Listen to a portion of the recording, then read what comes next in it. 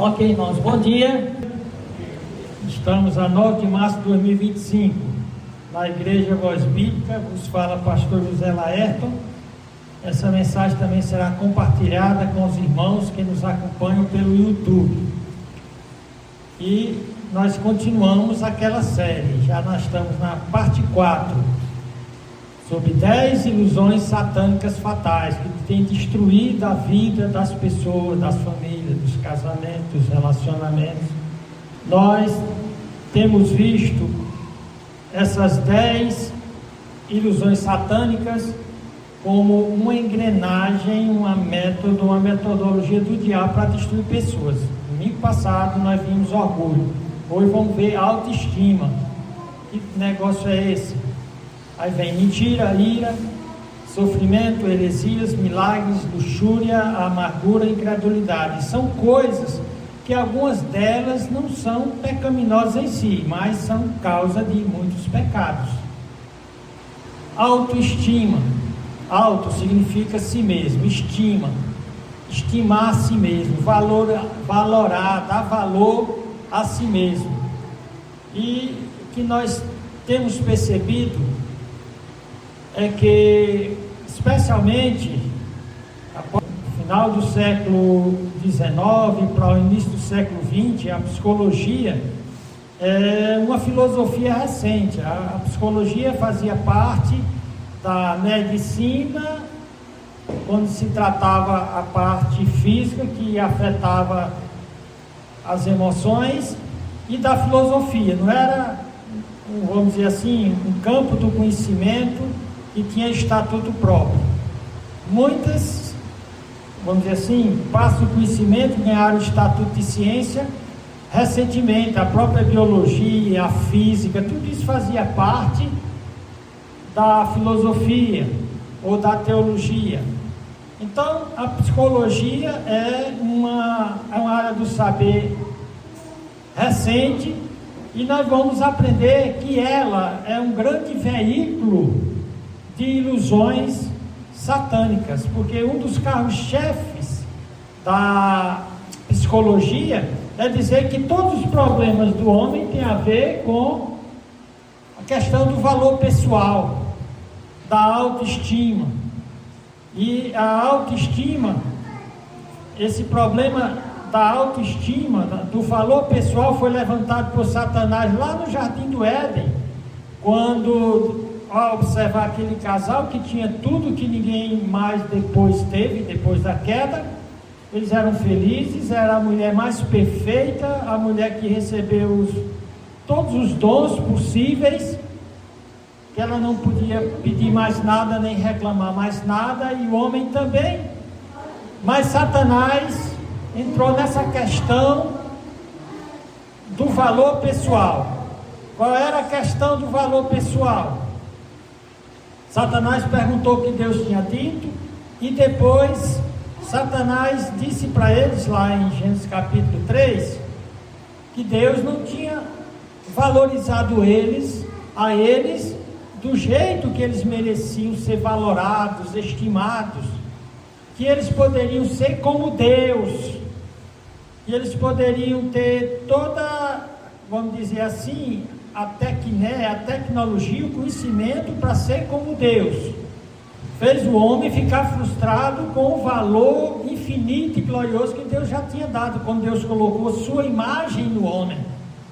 Fez o homem a sua imagem e semelhança. Então o homem não podia querer mais que isso. Mas assim como o diabo, nós vimos na mensagem passada, devido ao orgulho, ele quis ser como Deus, embora jamais pudesse ser igual a Deus. Ele quis ser libertino, para fazer tudo que desse na cabeça, sem prestar contas a ninguém. Então, o auto-engano da autoestima, da pessoa centralizada no seu eu, é aquela ideia de que o mundo gira em torno do meu umbigo, do meu eu. O eu sou. Quando Deus se revelou para Moisés, ele disse que o nome dele era Eu Sou. É o único ser que tem identidade própria, autossuficiente, independente, que ele não depende de ninguém. Ele é Deus. Ele é o sumo bem, Ele é todo bem vem dele. Por isso que só é abençoado quem se aproxima de Deus, quem se afasta, se abraça com a maldição. Então, o homem, desde a queda, tem tentado fazer o que o diabo tentou, ser semelhante a Deus. E com a criação, nós vamos ver aqui que o satanismo, um dos carros-chefe, dos principais ensinos do diabo é a autoestima. Valorize a sua estima, se ame. Essa expressão se ame é diabólica, nós vamos ver. E Deus diz o contrário. Ele diz que todo mundo se ama. E é um paradoxo. Porque ele diz que eu devo amar o meu próximo como eu amo a mim mesmo. E o eu caído, ele diz que eu devo odiar o eu caído. Há um sentido em que eu já me amo, mas eu devo odiar aquele eu que me afasta do bem de Deus. Que ele manda amar o meu próximo e ao mesmo tempo ele manda odiar qualquer coisa ou pessoa que me afaste de Deus. Ele diz que aquele que não estiver pronto a aborrecer, lá é odiar, literalmente. Odiar pai, mãe, irmão, mulher e filho, por causa dele não é digno de ser seu discípulo. Então, paradoxo. Ele manda amar o próximo e ao mesmo tempo manda odiar. Como é que funciona isso? Na saída de casa, eu fiz esse gráfico, rascunhei esse gráfico. Chegando aqui eu já coloquei numa forma gráfica, computadorizada. Então, esse gráfico mostra o auto-engano presunçoso. Presunçoso porque o homem não pode, nunca será isso. O homem, através da filosofia de um filósofo pós-moderno, ateu, nihilista, onde nada vale nada, e seguidor de Karl Marx, aliás, de Charles Darwin, que disse que o homem se desenvolveu de um ser primata, de um animal. O Nietzsche disse que tudo acaba em nada. Porém, na evolução, o homem pode evoluir até se tornar um super-homem. A ideia é de que tudo ele pode, e que ele pode ser como Deus. Ele tem livros escritos sobre isso, sobre o super-homem. Na verdade, Zaratustra, assim falou Zaratustra, que Deus está morto, e que o homem, evoluindo, chegará a ser um super-homem. E ele escreve um livro, Além do Bem e do Mal. Isso aqui é uma presunção auto-enganosa. Em resumo, o homem está dizendo que ele é o capitão da sua alma e o senhor do seu destino. Eu sou o dono de tudo, eu sou o capitão. Isso é o contrário da mordomia cristã. Eu sou o capitão da minha alma e o senhor do meu destino. Eu, autoestima, parte 2. Esse foi o gráfico que fiz na saída. E agora, é isso que tem destruído a vida das pessoas. Elas acharem que tudo podem, como se fossem super-homens.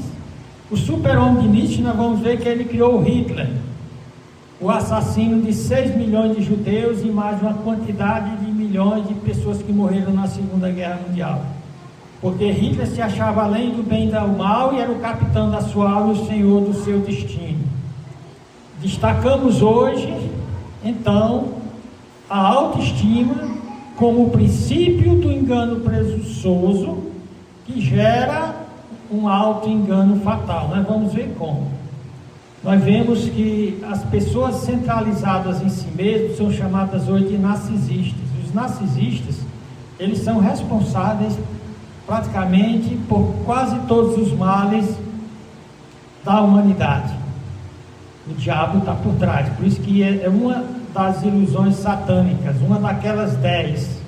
Nós vimos como ele usa aquela fórmula aí de casa, fórmula publicitária para vender qualquer coisa. Ele chama a sua atenção, desperta seu interesse, forma seu desejo, desperta em você uma convicção de que aquilo que está sendo oferecido realmente é bom, ele pede ação e ele induz a satisfação. A Bíblia diz que o diabo engana o mundo inteiro.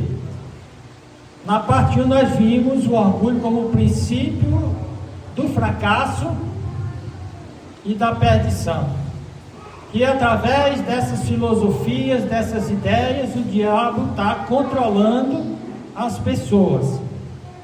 Então, o nosso texto-chave para a série inteira é Apocalipse 12 e 9, onde diz que o grande dragão, a antiga serpente, chamado diabo e Satanás, engana todo mundo.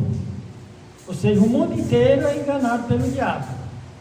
E ele engana até os crentes, que Paulo chama aí de iludidos, quando decidem não obedecer à verdade.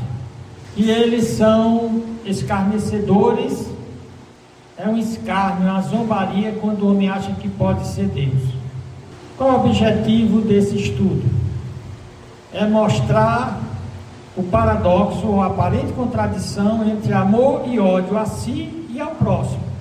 Não há nada errado em gostar de si, cuidar de si e apreciar si. Esse amor é presunçoso quando eu acho que, pelo amor e o gosto que eu tenho de mim mesmo, eu tenho de sacrificar os outros. O papel do satanismo, nós vamos ver o papel do satanismo, das filosofias e psicologias humanistas por trás da doutrina da autoestima.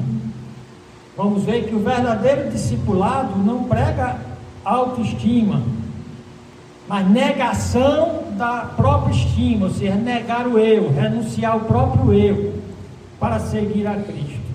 Quais são as bases falsas e antibíblicas da autoestima psicológica?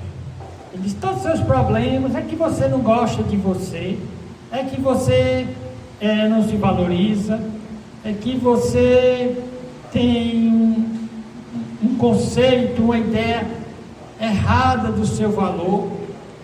Mas você é importante. Enquanto você não fizer o mundo girar em cima em torno de você, as coisas não vão dar certo para você.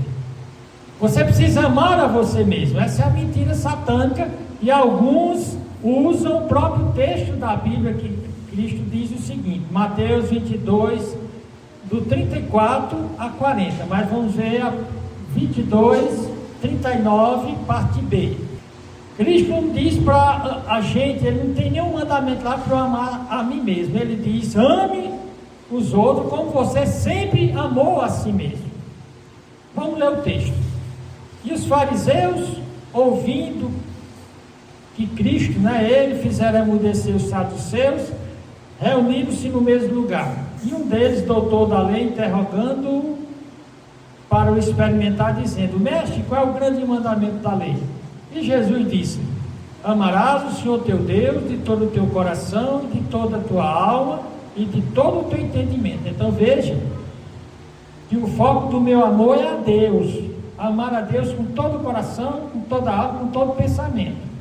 Diz: esse é o primeiro e grande mandamento que está acima de todos. E o segundo, não tem um terceiro. Você tem visto muitos sermões e estudos na Bíblia dizendo que Deus manda amar a Ele, manda amar a nós e depois amar os outros. Não existe um terceiro mandamento nesse versículo. Só o próprio Jesus diz: e o segundo. Não existe um terceiro mandamento aí. Deus já dá por certo que todo mundo se ama, todo mundo quer o melhor para si. E ele diz: e o segundo mandamento, semelhante a esse, importante como esse, mas vem em segundo lugar, ele diz: amarás o teu próximo como a ti mesmo. Aí está pressuposto, dado como certo, que você já se ama. Então, ame o outro do mesmo jeito. Para não deixar dúvida que não tem 3 mandamentos aí, o Senhor Jesus resume dizendo: desses 2 mandamentos, qual? Amar a Deus e os outros, dependem toda a lei dos profetas. Portanto, é satânico o ensino que diz que eu devo amar a mim mesmo, que Deus está mandando eu amar a mim mesmo. Não, quem tem juízo ama a si próprio. E então Jesus Cristo diz o que é amar o próximo. E na história do samaritano você vê alguém negando o seu próprio eu para beneficiar o outro. Vamos orar. Senhor Deus, nosso Pai, nos guia agora, perdoa os nossos pecados, a nossa presunção de querermos viver e agir como Deus, acima do bem e do mal, queremos fazer nossa própria vontade, queremos, Senhor Deus, zelar pelo nosso bem, à custa, Senhor Deus, do mal dos outros e do nosso afastamento de Ti. Nos guia agora em nome de Jesus Cristo. Amém. Qual é o valor que Deus dá a cada ser humano? Lembra, quando Ele fez o homem à sua imagem e semelhança, Ele já deu um valor infinito ao homem. Qual é o valor do homem perante Deus? O homem é de um valor barato ou muito precioso? Primeiramente, quando você vai para a psicologia foi inventada para substituir a Bíblia e a igreja. Tudo que Deus pretende com os seus conselhos na Bíblia é que você seja uma pessoa abençoada, feliz, bem-sucedida. A psicologia diz que também está interessada em seu bem-estar, no seu sucesso, no seu crescimento, na sua realização. Mas isso sem ter Deus no meio. Da perspectiva apenas animal e material. E sem levar em conta que os problemas do homem não é a autoestima, é o pecado dele, de amar demais a si mesmo, e por isso ele rouba, ele mata o outro para satisfazer o seu amor. Olha o que Paulo diz aqui sobre o que é, Deus diz o que é os problemas do homem em Romanos 6, de 1 a 13. Paulo diz: que diremos, pois? Permaneceremos no pecado para que a graça de Deus abunde? A Bíblia diz: de modo nenhum. Nós que estamos mortos para o pecado, como viveremos ainda nele? Por que isso aqui é importante? Porque Paulo vai terminar a sua argumentação dizendo que o pecado é que é a fonte de todos os nossos problemas, inclusive do problema final, que é a morte. Falar do pecado é a morte, mas o dom gratuito de Deus é a vida eterna em Cristo Jesus. Então Paulo diz que o cristão, ele não precisa mais viver no pecado, ainda possa cair no pecado. O próprio batismo dele dramatiza isso. Ele diz: eu não sabeis que todos quantos fostes batizados, mergulhados na água, lá como fossem sepultados em Jesus Cristo, foste batizados na sua morte. De sorte que fomos sepultados com ele pelo batismo na morte, para que, como Cristo ressuscitou dentre os mortos, quando o crente sai da água do batismo, é como se ele estivesse sendo ressuscitado pela glória do Pai, assim andemos nós em novidade de vida, vida nova, vida bem-sucedida, vida plena. Eu vim para que tenham vida em abundância. Então ele vai falando, por conta do tempo eu vou passar isso aqui. No versículo 12 ele diz: não reine, portanto, o pecado em vosso corpo mortal. No versículo 12, para lhe obedecermos em suas paixões, suas taras, seus vícios imorais, são deletérios, são corrosivos, eles desfiguram uma pessoa humana e tornam ela uma besta perigosa. Diz: nem tampouco apresenteis os vossos membros ao pecado como instrumento de iniquidade, mas apresentai-vos a Deus. Então o problema do ser humano é que ele se afasta de Deus e se aproxima da morte e da desgraça do pecado. Em Colossenses 3:1 mostra que o problema básico do homem é fazer exatamente o que as filosofias humanistas, materialistas e ateístas, como a psicologia, a sociologia, a antropologia, que só reduz toda a visão sobre a vida à biologia, ao físico, ao material. Porém, Paulo nos desafia a buscar Cristo. Ele diz: portanto, se já ressuscitaste com Cristo, buscai as coisas que são de cima, onde Cristo está sentado à destra de Deus. Pensai nas coisas que são de cima, e não nas que são da terra, porque já estáis mortos para o pecado, é desconsiderar completamente. Eu não tenho paixão nenhuma para ir pular carnaval, para ir para cabaré, para ir para motel, como se eu fosse morto. Se uma mulher, além da carnita, viesse oferecer sexualmente a mim, eu vou responder para ela: eu estou morto. Para você eu estou morto, para minha mulher eu estou vivo, mas para você eu estou morto. Já aí vivo.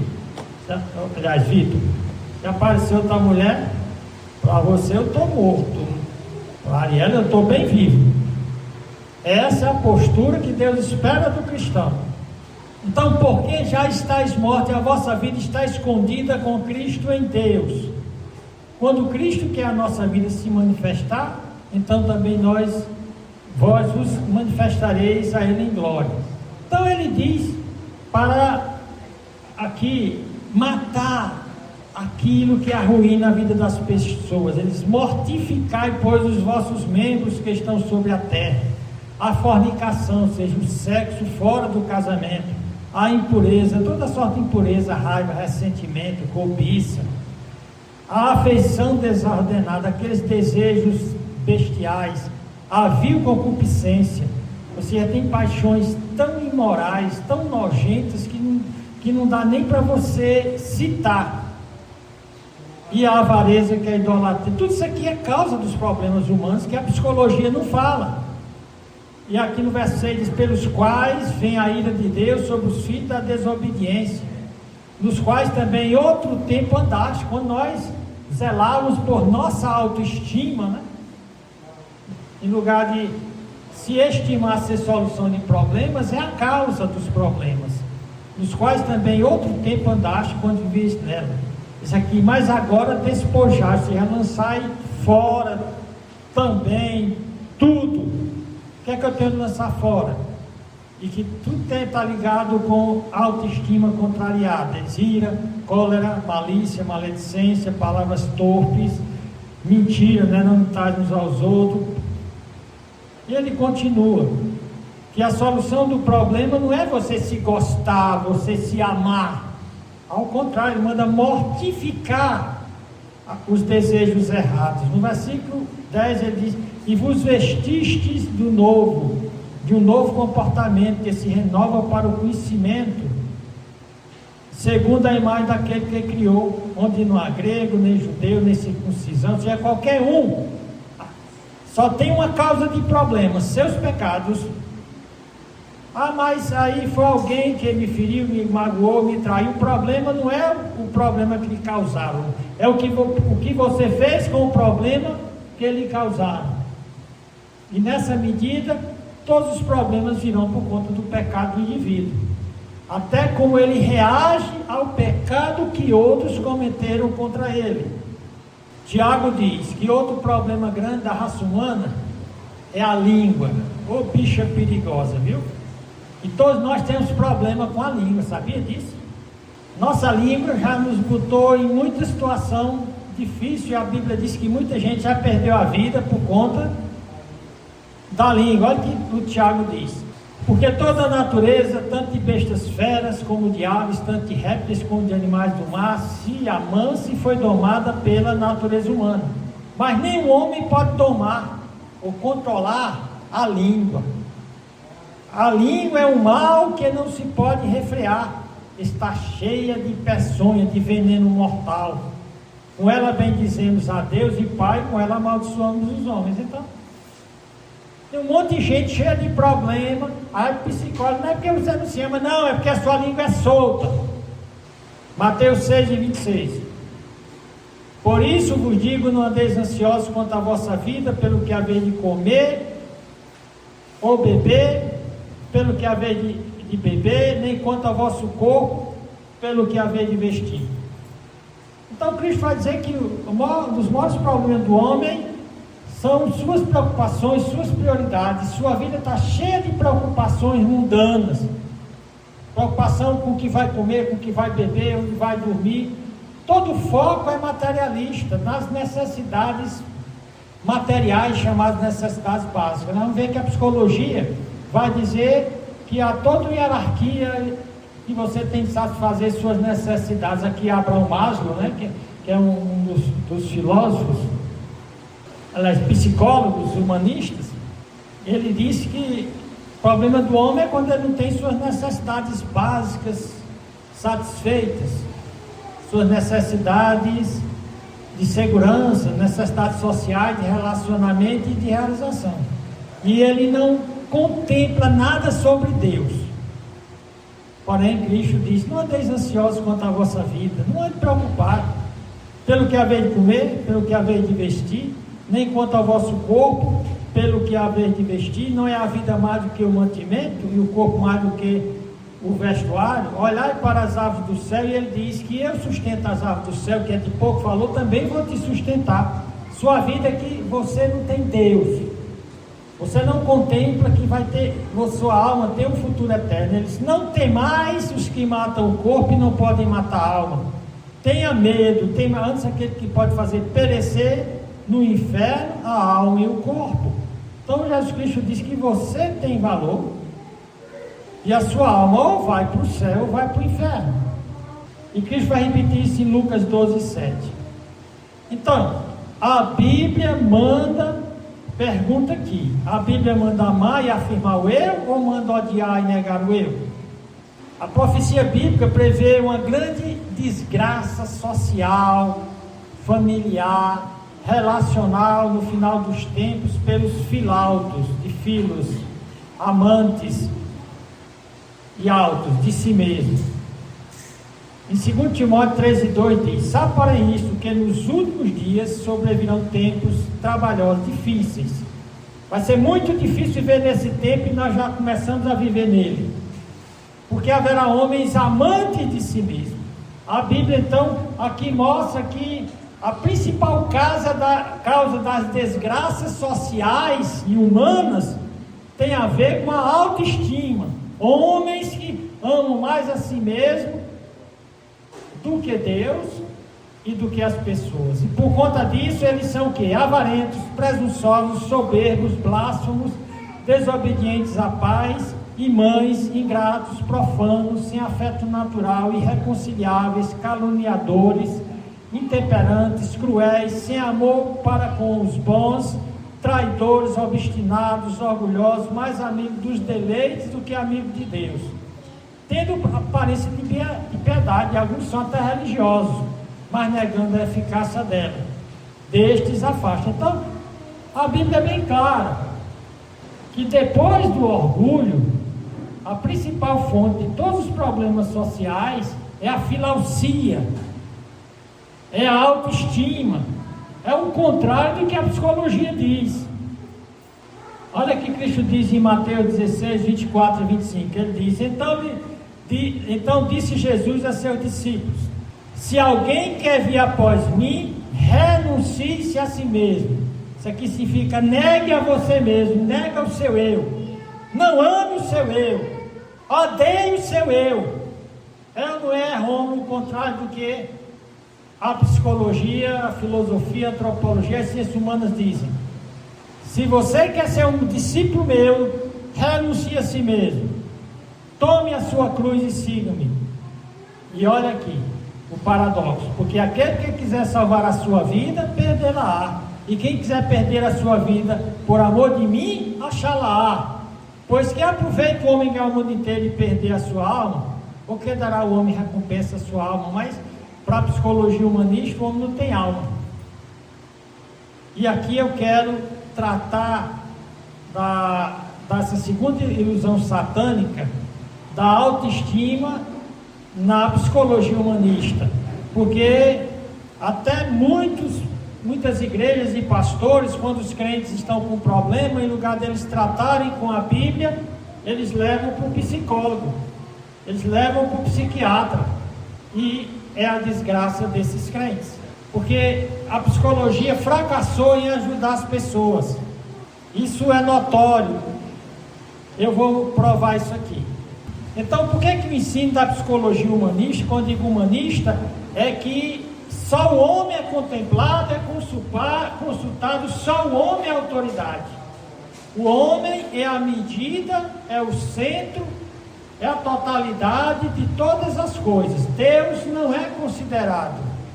Então, por que o ensino da psicologia humanista sobre autoestima ou valor pessoal como base da felicidade é antibíblico? Quais são as fontes malignas ou ilusões satânicas do ensino sobre autoestima ou sobre valor pessoal como base para o bem-estar, satisfação e felicidade? Primeiramente, o satanismo. Existe um movimento religioso desde a queda do homem, mas especialmente desde o século XIX, que ele se organiza em agremiações religiosas. O satanismo é o maior promotor da egolatria, do narcisismo e da autoestima. A autoestima é o carro-chefe do satanismo. Eu fui em site satanista e vi o que eles disseram sobre essa história do valor pessoal. Então a queda de Satanás deveu-se ao orgulho movido por sua egolatria, ego, eu, latria, adoração a si mesmo, a adoração do eu. A autoestima é uma das principais doutrinas satânicas, eu vou provar aqui. Depois do satanismo religioso, então vem o satanismo científico, que é o humanismo das falsas filosofias e falsas ciências. Essas falsas filosofias e falsas ciências, entre elas a psicologia, é baseada em materialismo reducionista. Tudo se reduz às questões de biologia, de antropologia evolucionista, como se o homem tivesse evoluído de uma ameba, de um macaco. O homem é apenas um animal, onde pecado não existe e que o homem está livre para ser o que ele quer. É a segunda avenida aberta pelo diabo para iludir. A terceira são as heresias das teologias liberais, que diz que o homem está livre para ser o que ele decidir, e o aconselhamento psicológico humanista. É um erro fatal tentar misturar a Bíblia com psicologia humanista. Bíblia e psicologia não se misturam.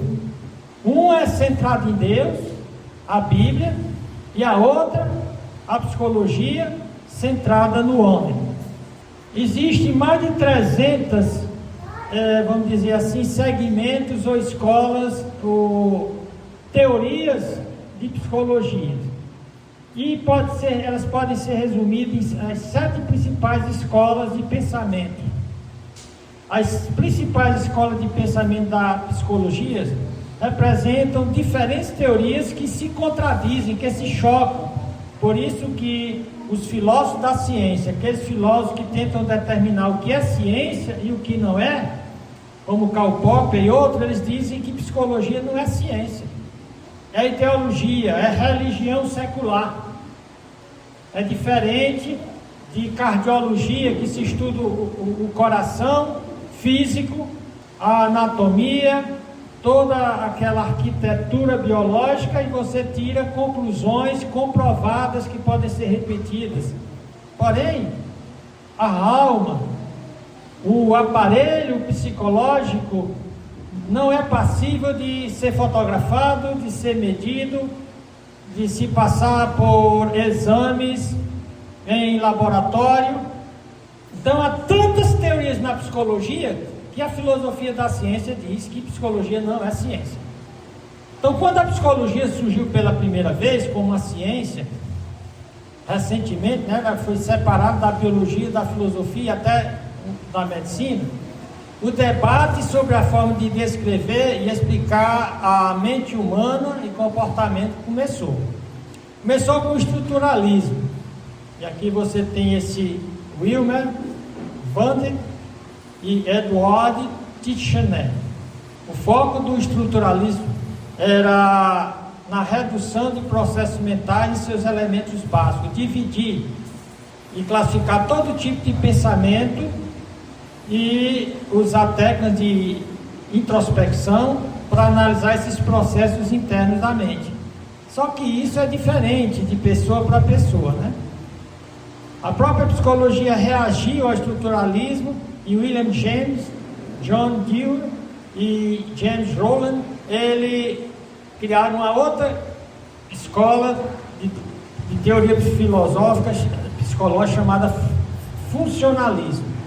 Aí foi uma reação às explicações psicológicas da teoria anterior. Em vez de focar sobre os processos mentais, eles passaram a ver o papel que esses processos faziam na vida. Não conseguiu, isso aqui é o fracasso da filosofia em dar resposta, não conseguiu responder muitas questões. Então foi criada a psicologia da Gestalt, baseada na ideia de que nós experimentamos coisas como totalidades unificadas, surgiu em reação àquela abordagem molecular do estruturalismo. Em vez de quebrar pensamentos e comportamentos de seus elementos menores, os psicólogos da Gestalt acreditavam que você deve olhar para o todo da experiência e criaram 1000 técnicas. Existem mais de 10.000 técnicas ligadas. Não foi suficiente. Então, John B. Watson, que é o pai do behaviorismo, do comportamentalismo, do condicionamento determinado. Ele disse que você pode adestrar uma pessoa a mudar o seu comportamento, assim como você adestra ratos e cachorros. O homem é apenas um animal que pode ser adestrado. Ele não tem alma.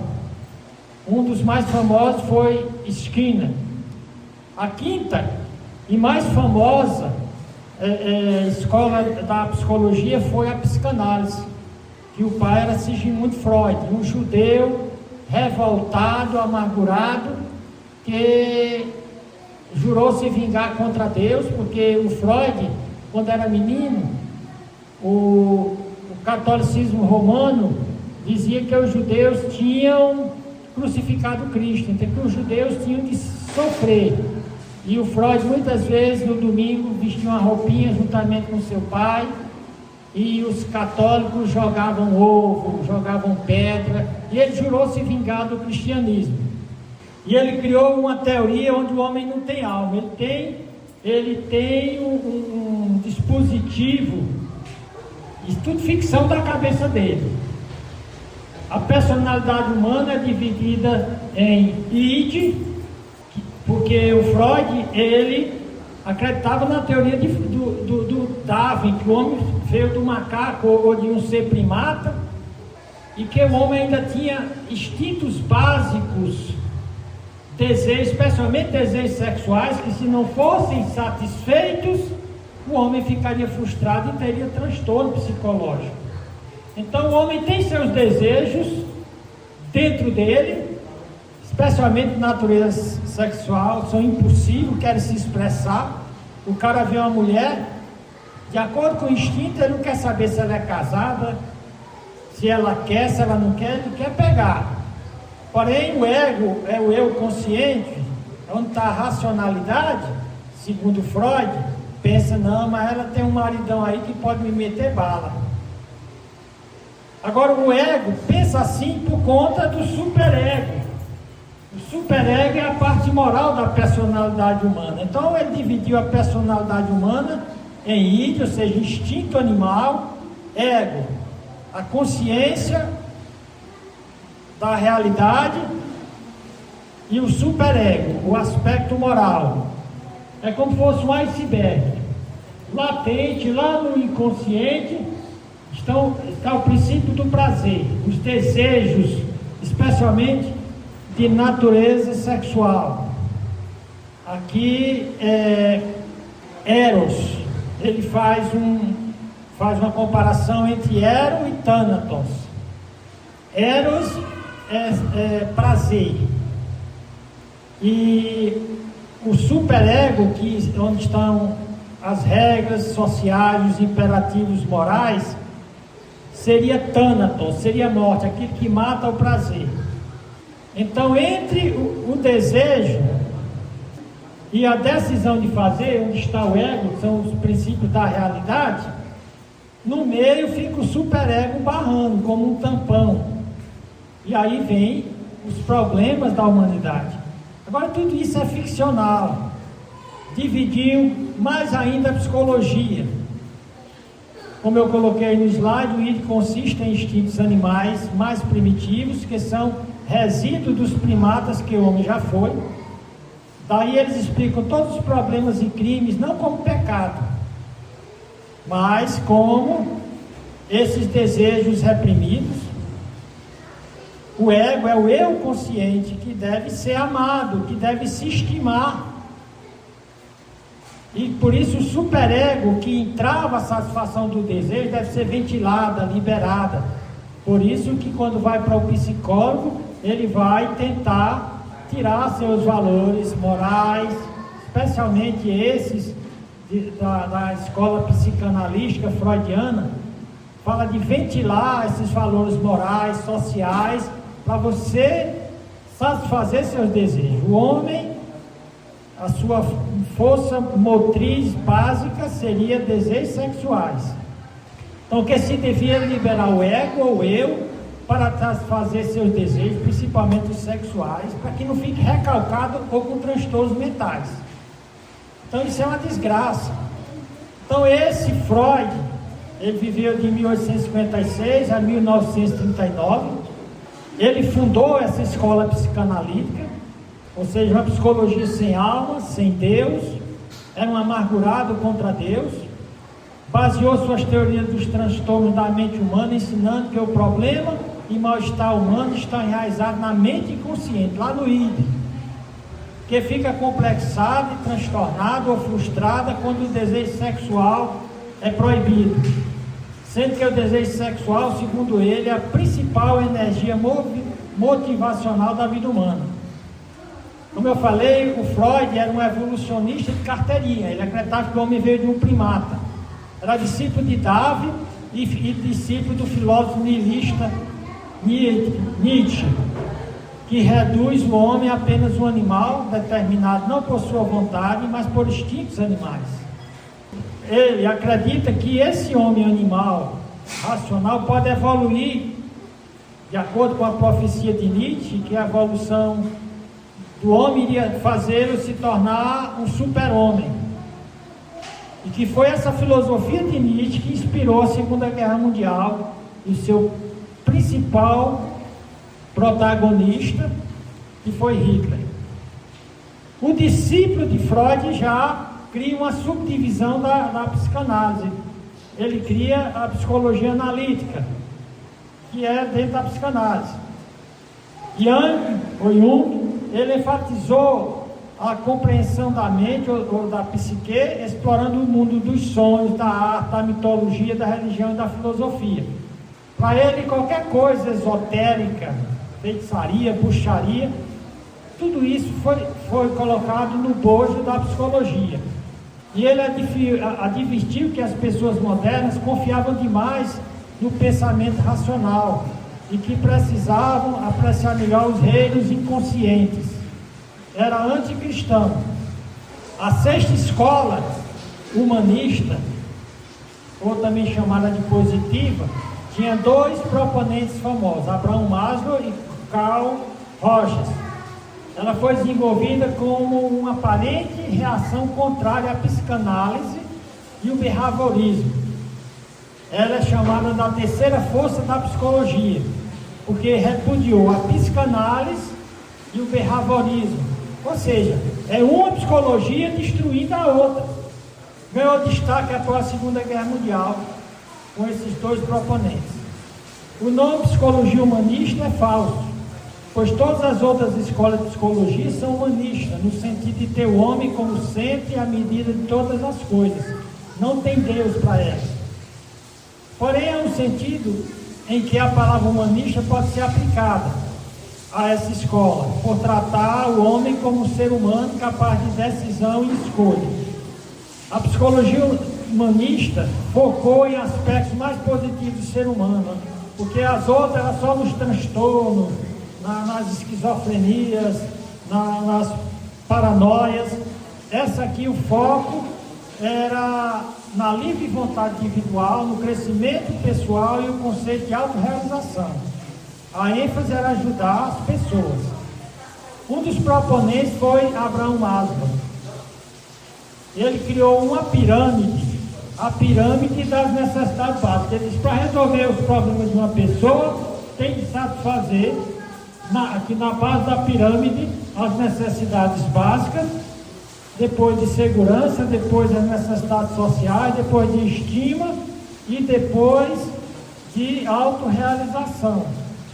Trocando isso a miúdo, para resumir por conta do tempo, e está chovendo, no nível 1, na base da pirâmide de Maslow, estão as necessidades físicas, como comida, água, e até a satisfação sexual, de acordo com o Marcos. Isso aí é fundamental para resolver os problemas da pessoa. Começa no nível 1. Matou a sede, a fome, aí vem a necessidade de segurança. Segurança e estabilidade no ambiente. No nível 3, um pouco acima, as necessidades sociais, de amor, pertencimento, relacionamento com família e amigos. No nível 4, as necessidades de autoestima e valor pessoal. Aí onde entra a autoestima. E no nível 5, de autorrealização. Então você tem aí a pirâmide de Maslow, dividida basicamente em 2 segmentos: necessidades de sobrevivência e necessidade de crescimento. Qual o problema aí? A crítica geral da teoria de Maslow até percorrou outros psicólogos. O problema contra a metodologia de Maslow é que a teoria dele avaliou apenas homens bem-sucedidos. Ele se manteve no nível materialista imanente. Ou seja, bastava matar a fome do homem e colocá-lo em segurança e dar alguns relacionamentos a ele, condição dele crescer socialmente e resolver isso. Isso é mentira. Muita gente tem tudo isso. Muita gente conseguiu realizar, tem tudo para realizar suas necessidades fisiológicas de alimentação, descanso, vestimento e respiração. No segundo nível de segurança, vive bem, tem assistência médica, tem proteção, necessidades sociais, tem parceiro, tem família, tem amigos, tem vacinas, tem lazer, tem uma autoestima, ou seja, são bonitos, tem sucesso, tem status e são autorrealizados, são artistas famosos, são gente de cultura, gente que bate recordes esportivos, que tem prestígio pessoal, que são bons profissionais. Mesmo assim, são pessoas com transtornos emocionais, existenciais e psicológicos, mostrando que quando você tira Deus, a coisa não funciona. Deus disse que quando você busca Ele em primeiro lugar, todas aquelas coisas faladas por Maslow, que ele coloca em primeiro lugar, são acrescentadas aos que confiam em Deus. Mateus 6:33, Cristo disse, a partir do 25, ele disse: não andeis ansiosos, preocupados quanto à vossa vida, pelo que haveis de comer, pelo que haveis de beber, nem quanto ao vosso corpo, pelo que haveis de vestir. Mas buscar em primeiro o reino de Deus e a sua justiça, e todas estas coisas vos serão acrescentadas. Por isso, a maior necessidade do homem é a salvação da sua alma, e Jesus Cristo é o caminho e o Salvador possível. Ele é o único possível. Ele é o caminho, a verdade e a vida. Quando o diabo tentou Jesus Cristo com necessidades básicas, aquela hierarquia de Maslow, Jesus Cristo disse: nem só de pão viverá o homem, mas de toda a palavra que sai da boca de Deus. O Carl Rogers, ele criou a psicologia centrada na pessoa, uma espécie de egolatria, não em Deus. Não vai dar tempo a gente. Tem aqui todo um resumo que eu fiz dessa psicologia humanista, autoilusória, danosa para as almas.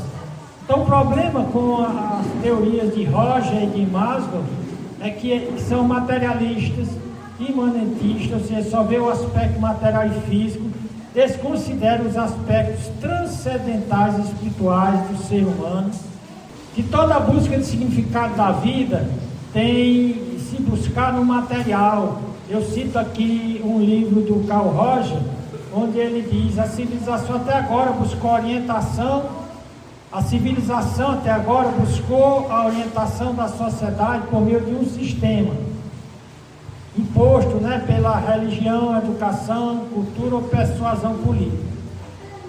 Então, o Roger, que é evolucionista também, ele diz que o biólogo, aquele que estuda o corpo, as necessidades básicas, concede uma ordem que emana do organismo, que vive em equilíbrio em seu ambiente. Então, eles tratam do ambiente satisfaça as necessidades físicas e você resolveu os problemas. Isso é verdade? É mentira diabólica. Cristo deixou claro que a vida cheia de preocupação material esgotaria as pessoas. A vida do século XXI é cheia de pessoas preocupadas, ansiosas, esgotadas, deprimidas, cheias de tédio, apatia, sem sabor na vida, sem significado. E isso as leva ao desespero existencial espiritual. E isso é o resultado exatamente do fato de que repudiam Deus e se afastam do aspecto espiritual, não buscam o reino de Deus. Tem outra psicologia que é muito usada pelos pastores e nas igrejas. Ela surgiu na década de 50. É chamada psicologia cognitiva. Ela foi uma reação contra o behaviorismo, que fazia o homem ser determinado pelo ambiente e técnicas de manipulação e adestramento. Novamente, ela vai analisar os pensamentos apenas da perspectiva das frustrações ligadas com o ambiente e com as necessidades básicas. Agora, qual a ligação entre autoestima e satanismo? A autoestima é um dos principais pilares do satanismo. Olha o testemunho colhido aqui em um site satanista, de alguns satanistas atuais, sobre como o satanismo ajudou a eles a terem uma maior autoestima, uma maior apreciação por si mesmo. Ajudou a inflar, encher o seu ego de ilusão. Olha o que esse satanista aqui diz. Na verdade é Jane Almaty, que ela diz: o satanismo aumentou minha autoconfiança, confiança em mim mesmo, porque aumentou meu próprio sentimento de agência em minha vida, ou seja, de eu mandar em minha vida. Com o pensamento, eu sou meu próprio poder superior. Olha o que o satanismo ensina. Não há espaço para desistir. Sou forçado a confrontar minha própria realidade que eu crio. Ou seja, eu sou meu próprio poder superior e a minha realidade, quem cria sou eu. Eu sou o capitão da minha alma e o senhor do meu destino. Acho isso bastante fortalecedor e minha confiança aumentou por causa disso. Ilusão satânica. Esse Piberry Boy, ele diz: tornar-me um satanista aumentou significativamente minha autoconfiança. Ele continua, foi repetido aí: satanismo, a única fé que ajudou minha autoconfiança, esse Jaredrum. Outro disse: o satanismo realmente ajudou minha autoconfiança. Eu tive profunda autoaversão desde que me lembro, ou seja, eu não gostava de mim. Viver no espírito de Satanás me lembra que sou tão digno quanto todos os outros. Participar da comunidade satânica e ter pessoas constantemente me dizendo para me saudar, ou seja, eu mesmo me idolatrar. Então você nota de onde é que vem. O que é que teólogos sérios têm dito sobre autoestima, egocentrismo e comunhão cristã?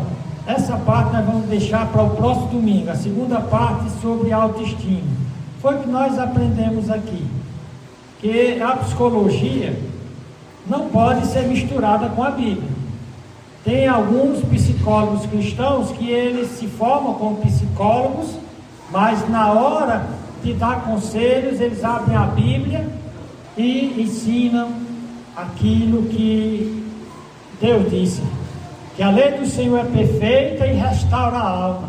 A lei do Senhor, a Bíblia, que a palavra de Deus, ela é viva e eficaz e mais cortante do que qualquer espada de dois gumes, a ponto de dividir alma e espírito, juntas e medulas.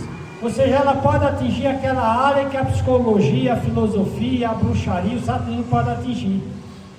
O mais profundo do ser humano, o seu espírito, a sua alma. Então, o que nós podemos aprender? Que nós não devemos ser sobrecarregados com esse negócio de ninguém gosta de mim, ninguém me respeita. Minha preocupação não é se gostam de mim, se me respeitam.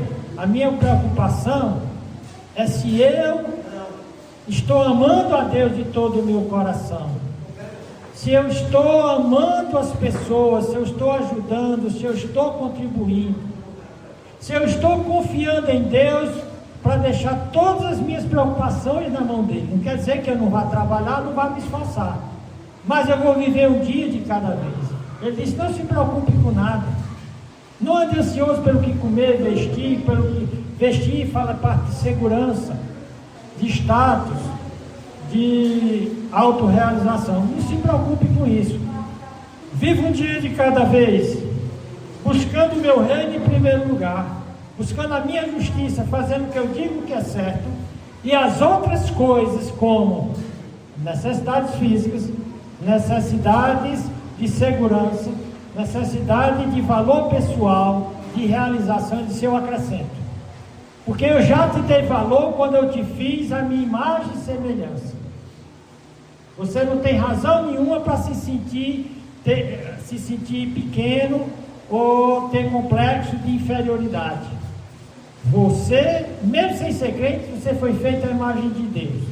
E depois que você aceitou Jesus Cristo, a Bíblia diz que você foi registrado na família de Deus. Que quando você se entregou a Jesus, seu nome foi escrito no livro da vida, no registro dos salvos. Vamos orar. Senhor Deus, obrigado por esse tempo aqui, em nome de Jesus Cristo. Amém e bom dia.